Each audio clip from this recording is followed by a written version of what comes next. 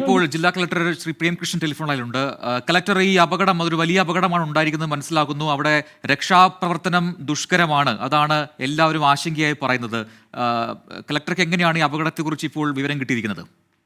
ഇപ്പൊ നമ്മൾ വിവരം കിട്ടിയിരിക്കുന്ന പ്രകാരം നമുക്ക് ഒരു ഫയർഫോഴ്സ് അവിടെ എത്തിയിട്ടുണ്ട്.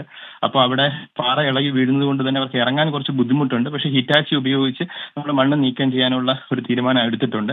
അതുകൂടാതെ NDRF ടീമിനെ നമ്മൾ അങ്ങോട്ടേക്ക് പറഞ്ഞു വിടുന്നുണ്ട്. ഏറ്റവും പ്രധാനപ്പെട്ടത് ഈ കുടുങ്ങിക്കിടക്കുന്ന രണ്ട് തൊഴിലാളികൾ അവരെ രക്ഷപ്പെടുത്തുക എന്നുള്ളതാണ് ഏറ്റവും ഇമ്പോർട്ടന്റ് ആയിട്ട് ചെയ്യേണ്ടത്. അതാണ്. അപ്പോൾ അതിനായി ഈ താഴേക്ക് രക്ഷാപ്രവർത്തകരെ മറ്റേതെങ്കിലും രീതിയിൽ എത്തിക്കാൻ ഇപ്പൊ NDRFന്റെ ഒക്കെ സഹായം അത് പെട്ടെന്ന് ലഭ്യമാകുമോ കളക്ടർ? NDRF ടീം നമ്മളുടെ ഇവിടെ സ്റ്റേഷൻഡ് ആയിരുന്നു എന്ന് പറയുന്നത്, നമ്മുടെ തിരുവല്ല സ്റ്റേഷൻഡ് ആയിരുന്നു. അതുകൊണ്ട് തന്നെ അവർ ഇമ്മീഡിയറ്റ് ആയിട്ട് പുറപ്പെടാൻ വേണ്ടി പറഞ്ഞിട്ടുണ്ട്. അവരെത്തിക്കഴിഞ്ഞാൽ കുറച്ചുകൂടെ നമുക്കൊരു എക്സ്പെർട്ടൈസ് കിട്ടും എന്നാണ് പ്രതീക്ഷിക്കുന്നത്. അവിടേക്ക് ഇപ്പൊ ഈ അപകടം നടന്ന സ്ഥലത്തേക്ക് ജില്ലാ ഭരണകൂടത്തിന്റെ ആരെങ്കിലും അത് എത്തിയിട്ടുണ്ടോ, പോയിട്ടുണ്ടോ? അവിടെ തഹസിൽദാർ, വില്ലേജ് ഓഫീസർ അടക്കമുള്ള ആൾക്കാർ അവിടെ ഉണ്ട്. ഇപ്പൊ ഞാനിപ്പോ ഡെപ്യൂട്ടി കളക്ടർ അങ്ങോട്ടേക്ക് പോകുന്നുണ്ട്. ഞാനും കുറച്ച് കഴിഞ്ഞ് അങ്ങോട്ടേക്ക് പോകുന്നുണ്ട് എന്ന് പറഞ്ഞു. കൂടുതൽ റെസ്ക്യൂ ടീമിനെ അവിടെ എത്തിക്കാനുള്ള ഇടപെടൽ ഉണ്ടാകുമോ കളക്ടർ? അതെ. നന്ദി. ശ്രീ എസ് പ്രേംകൃഷ്ണൻ ഘട്ടത്തിൽ പ്രതികരിച്ചത് ജില്ലാ കളക്ടറാണ്.